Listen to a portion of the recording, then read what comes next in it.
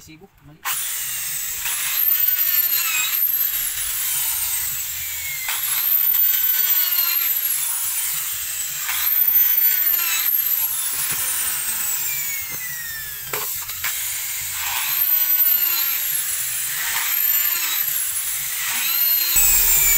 Tatlong butas lang po ang ginawa natin. Ayun, may dagdag pa pala mga gusto ko. Yan. Yan po lahat. Ang ilang piraso yan? Yung sa karton, 4. Tapos makakapal din. Isa lang yun, hinati-hati.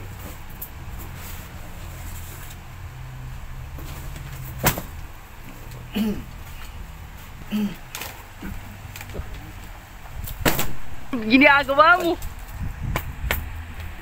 Dito ang butas. Hindi. Dito, may sign. Ah, may sign. O yan. So yan po mga kabisdak, no? Ito po yung gagawin natin ngayong araw. Yan. Meron po tayong half band lang, band paper po ito eh. Ang size nito. Resibo din po ito, 6 na piraso ito. Yan. Diba? Hardbound po ang gagawin din natin. Yan. Tapos natahi ko na po yung isa. Kibali 6 kasi ito eh. Tapos mayroong lalaki na naman. Resibo din po yan mga kabisdak. Ayan. So, ngayon mga resibo yung mga ginagawa namin. Wala na yung mga thesis. Puro resibo na. Ayan, si Garnix na yung mag-stamp. Ito na yung cover niya mga kabisdak. 6 na pirasong maliliit. Maliit siya pero makapal. Paldo-paldo na naman.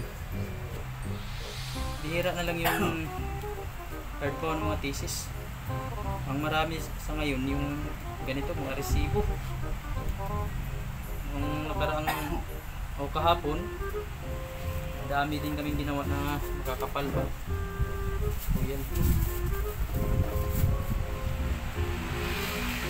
Ayan, ito lang kasi nakagandahan dito sa bookbind mga kabista. Hindi lang pang thesis. Meron din kasing mga resibo para sa BIR.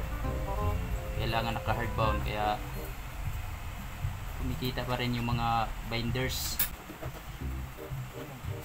Terus balik.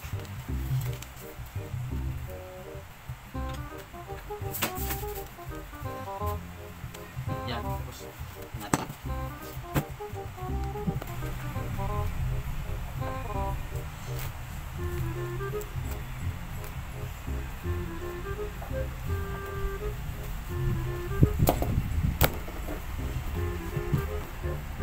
Yeah.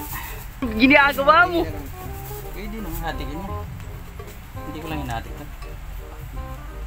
Pero mas madali pag hinati mo yan. Alright mga kabisdak.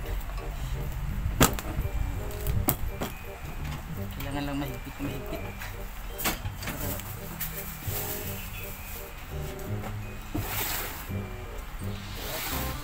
Okay tayo. Wala. Tapos pupukin natin ang mata.